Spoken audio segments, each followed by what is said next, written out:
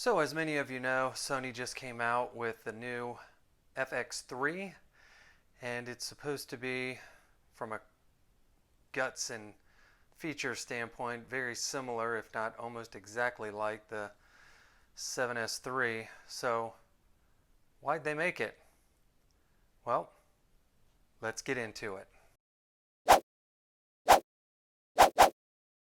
Hello everybody, welcome back to LoadF Media. This is Mike, and tonight I'm going to be doing two things. First, going to be doing, I don't want to say a review, but a live test of the Pop Voice lavalier mic. Now I picked up this beauty for $5 at a local store here. It's not a secondhand store, it's never been used, it was new, but got it for $5. Probably was on Amazon and somebody sold it over there. But hey, I think the guy who runs this store just sells items from Amazon that have been returned. And so, hey, picked up a lav mic for $5.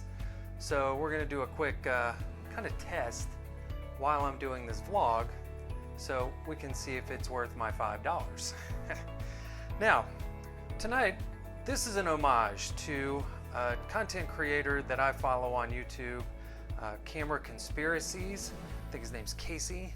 And he does this quite a bit, where he sits down, he's at his desk, and he's got his camera going, and in the back, you know, he's got his apartment, and so thought I would do the same thing. Normally here on LoadF Media, we bring you low-cost solutions for your technology and fitness needs, but tonight, I'm gonna kind of mix things up a little and do a product review. Well, not even a product review. I'm just gonna pontificate about the Sony FX-3 and the 7S3. Why do you ask?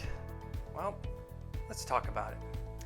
Now, I am not a professional photographer, nor am I a professional content creator. I don't have thousands of followers or subscribers on YouTube, but I find this very interesting that Sony came out with a new camera that is internally almost exactly like the 7S3.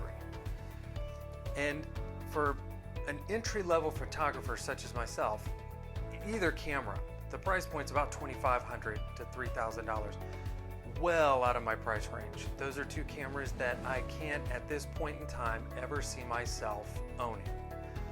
So why the interest? Well, I find it interesting that Sony comes out with these two, I would say, groundbreaking cameras that content creators love. They really enjoy the features of these cameras.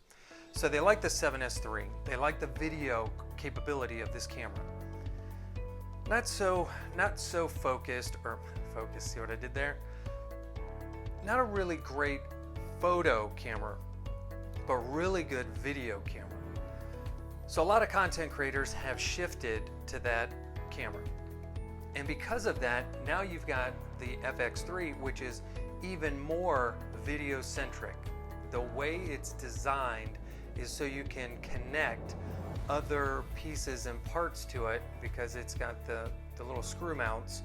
So you can put a handle, you can put lights, you can put microphones, you can put all kinds of things that normally you'd have to get a cage and put on your camera to attach those things. So I see it, it's genius. And then they've got all the little buttons on the front so that you can easily access certain features. I like it.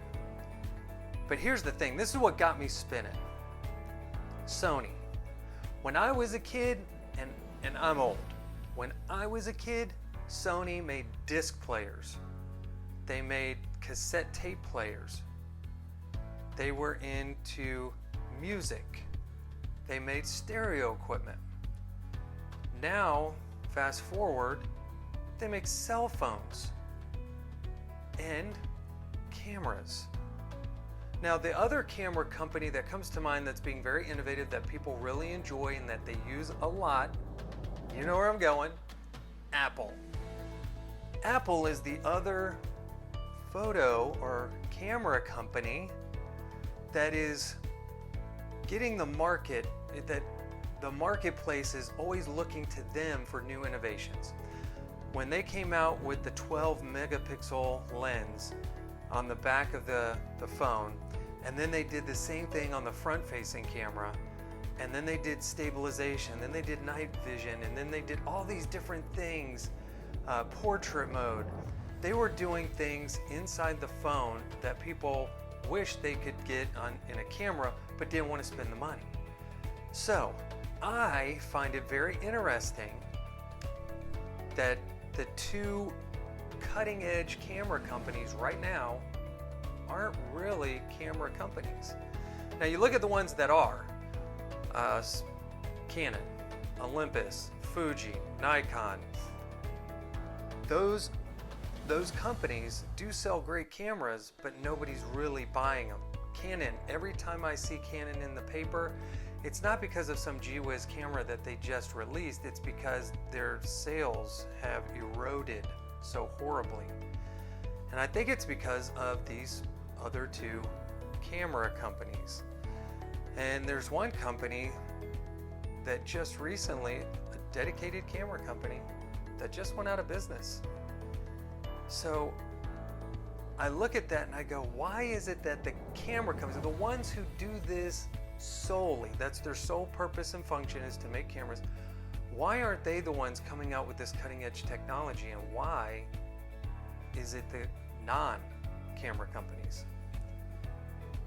Well, between you and me, I know, and I'm currently filming on my iPhone 11, very similar to the way Camera Conspiracies uses his Chinese camera or phone. And I like it. It looks good. It's got mild tone in the back, but I like my iPhone. I think it serves a purpose, and with this Focus Live app, now I can get the blur and the tone in the background. So, two things. One, how's the lav mic working? How do you like it? And two, what are your thoughts? What do you think about camera companies and their level of innovation? And do you think that Sony and Apple are currently the two leading cutting edge camera companies that don't focus on cameras? So hit me up in the comments below. I would love to hear from you. And hey, if you like this kind of content, do me a favor, hit that subscribe button and hit the little bell so you can be notified when the next episode comes out. And hey, until the next one, keep creating.